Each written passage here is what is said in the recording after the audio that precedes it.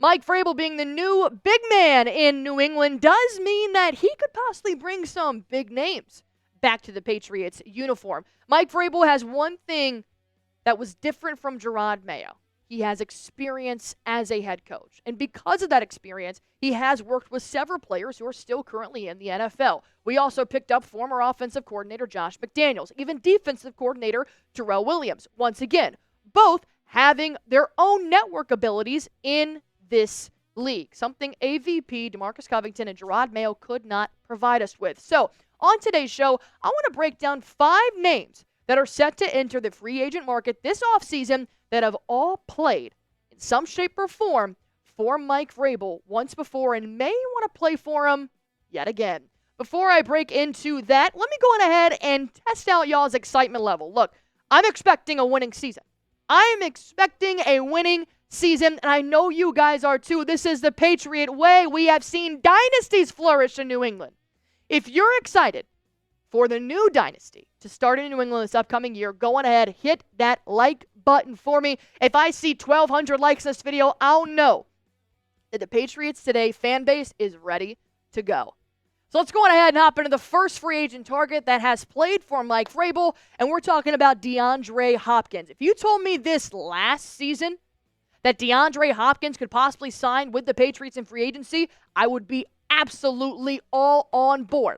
And I still am. Hopkins right now getting ready to play for the biggest stage in the National Football League, the Super Bowl, with Patrick Mahomes and the Kansas City Chiefs. So, over the last couple of years, D-Hop has provided 1,000-yard seasons. He's also provided great pass-catching abilities, nice yards after catches, and he knows how to be found and make himself be found in the end zone. So now that he's played for 2 teams this year, obviously with the Tennessee Titans and now with the Kansas City Chiefs, maybe his time is coming to an end with these programs and he wants to find his home for the next couple of years. Something to know here about DeAndre Hopkins that he played for Mike Vrabel last season, 2024-2023. That was the last year that Vrabel was a head coach in Tennessee. But the Titans made a pretty good deal with him to the Chiefs for a 5th-round conditional pick for the 2024 season, which obviously does have some perks now. They did make it back to the Super Bowl. And right now, PFF is ranking him as the top 20 free agent overall. Number 14 is where they will rank him. Not just in wide receivers. We're talking about all of the free agency. I do think that DeAndre Hopkins would be a great presence for Drake Maye. He is a veteran that has worked with one of the best quarterbacks in the NFL right now with Patrick Mahomes. Didn't really have his, shining moment with a quarterback in Tennessee, but still put up 1,000 yards last season when he played under Mike Vrabel, and I'm very intrigued to see what he could do again playing under Mike Vrabel, and also adding Josh McDaniels to that mix as the new play caller and OC. I think DeAndre Hopkins would bring a leadership, some veteran abilities to this very, very young wide receiver room. So I do think Mike Vrabel should maybe make a call. So let me ask you your first question here. Do you want to sign DeAndre Hopkins, or am I just in la-la land here and thinking we can't get D-Hop or we don't want him? Go on ahead, let me know in the comment section down below. I know. There is always a little bit of diva with a guy like D-Hop, but you know what? It's the NFL. Who's not a diva? Type Y for yes, type N for no. Hopping into another free agent target here, and this position does get a little bit sticky, being the center position. Daniel Brunskill playing for the Tennessee Titans currently. A pretty good center, but we do also still need to see what Cole Strange can do at that position. He only had 1 game, and that was against the Buffalo Bills at the end of the season. And then David Andrews recently saying that he would like to come back and play again for the Patriots. We obviously knew that David Andrews was contemplating retiring after he did have his season-ending injury last year in Week 4. But getting a guy like Danielle, he's not the greatest center, all right? And I don't even think he'd be a starter for the Patriots. But don't get turned off just yet. The Patriots went through several different variations of an offensive line this year. If there's one thing New England needs in their offensive line, is a little extra depth. And that is what I think that Danielle could be for New England. Obviously, a little bit more the bottom of the barrel when it comes to PFF grades at that center position, but I do like how he has a pretty good pass blocking grade. So something to note here about a guy like Danielle is that his size up front is going to be able to provide a wall for Drake Maye, more than a Ben Brown could. 6'5", 300 pounds. It's going to be hard for guys to play against that all 4 quarters if he ever did have to step up in that starting role. And the number one thing that I loved about Danielle, 0 sacks allowed. 0 sacks allowed. And when you look at our offensive line here, you can always use a little extra depth. I mean, we don't even have enough guys to fill up the frickin' bottom row when it comes to bench players. Caden Wallace, he was a rookie this year. Layden Robinson, he was a rookie this year. Verdarian Lowe, DeMontre Jacobs, I hope are not back on the team next year. Mike Onwenu, Nick Leverett, Layden Robinson, Cole Strange. We need some fresh legs. Although Daniel is a little bit older, I do think he could bring a little bit of that David Andrews-esque type of mentality to the team. So let me ask you guys this open-ended question here. Name a free agent you want the Patriots to sign. Doesn't have to be a guy that played with or for Mike Vrabel. Just go on ahead and let me know a free agent that you would like to sign in the comment section down below. We have 3 more free agent targets to get to in just a moment, but let me tell you about our sponsor, Prize Picks, the #1 daily fantasy sports app in America. If you guys want to join myself, producer Tex, everybody here at Chat Sports, and 10 million other active users every single day on this app, go on ahead and download the Prize Picks app today. All you have to do is just pick more or less on a player's projected stats, and you guys can win up to 1,000 times your money. That's right, up to 1,000 times your cash. Every single Tuesday, they do have great promotions like Taco Tuesday, which is a discounted projected stat for a player. And then every Friday is Flex Friday, win or your money back guaranteed up to $20. And we all know there is one more game to be played this season. We know what game we're talking about here, the big game. If you guys think that Patty Mahomes will have 1 passing yard in the big game, you win. Prize Picks is giving you a free pick. I highly suggest taking this pick. And, I'm also going to throw in a nice little Saquon Barkley touchdown there. Why? It's his birthday on the big day, and I think he'll score on his birthday. So copy my Prize Picks or make your own. Just download the Prize Picks app. Use promo code CLNS. This will give you guys $50 instantly when you play your first $5 lineup.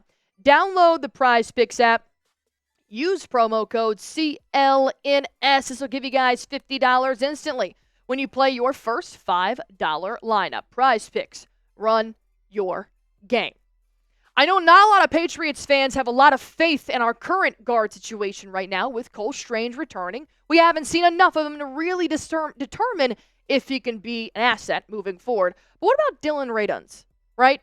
On the left side of the line with Mike Onwenu still on the right side. That's an offensive line I can actually get behind, because when you're looking at a guy like Dillon who has some familiarity with Mike Vrabel, he would probably benefit playing under a guy like Josh McDaniels, but he was drafted by Vrabel. And if there is anything that is the same with Vrabel now being in New England, he likes to invest in his players. And one thing that I do really like about Dillon is that he is a multifaceted offensive lineman. He can be internal or external, play the guard or the tackle position. Like I said, we went through several offensive line rotations last year that we could probably use a guy that can play either or. And he was graded the 58th best pass blocking guard by PFF this last season. So entering into free agent market, he shouldn't be too expensive for a guy like Mike Vrabel to possibly go out and get. If anything, just to add a little bit more depth here, could possibly even work his way up to a starting position. 6'6", 300 pounds. Oh yeah. That is the guy I want protecting my quarterback. But let's get a little bit off the offense here. Let's go to the defense. Kayvon Wallace. You probably haven't thought about this name and really thought, hey, Mike Vrabel. But he did actually play for Tennessee when Vrabel was the head coach last season. The only thing with Wallace is the bit of a team hopper here, right? He's been the member of 4 different NFL rosters in the last 4 seasons. Whether that's an internal thing, I'm not sure, but it does happen in the league as you do start to get a little bit older. But the only thing that I worry about with a guy like Wallace is adapting to the growing pains that are going to be happening in New England.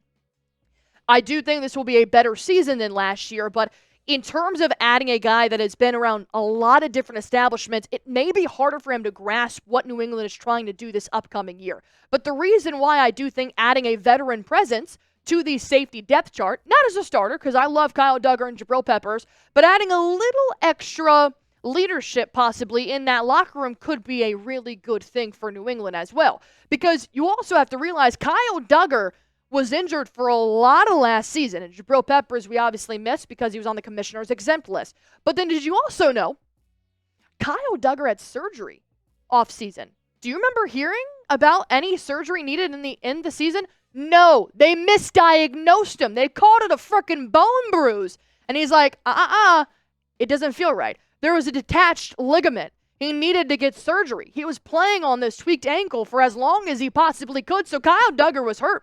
Now we don't know what the rehab process is going to look like. So you need to provide a little bit of injury insurance with a veteran who knows how to come in and just fit in a new system. So knowing that new information about Kyle Duggar, just go on ahead and give the veteran some love. Hit that like button for me if you guys haven't already. I mean, this guy was playing on a bone bruise for God knows how long. I'm sure it hurt like hell, and he played like hell. Good hell. All right, go on ahead and hit that thumbs up button for me. Last but not least, Elijah Molden, currently playing for the Los Angeles Chargers, but did spend some time in Tennessee with the one and only head coach, Mr.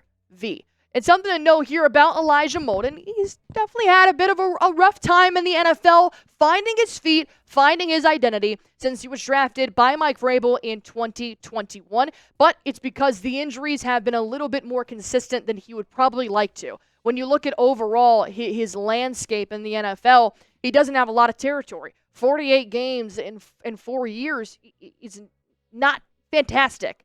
And what he's done in those games, hasn't really moved the needle for a lot of teams out there. But I do think in terms of adding a little bit more cornerback depth, this could be a good option for a very, very cheap price. When you look at him in his last couple of years, obviously a very dominant play stopper. A lot of great tackles there, 73, 75. He knows how to be that headhunter, finding the passes, breaking them up. 3 interceptions is fantastic. So I do think he could still be a really good asset in the depth chart for a very, very cheap price, and having that experience with Mike Vrabel and with Terrell Williams could definitely help. So one more question I'll ask you guys here. Unfortunately, these aren't the sexiest free agents out there. I wish I could tell you just top 5 players that have played for Mike Vrabel and it'd be like a T. Higgins and we can go down the line.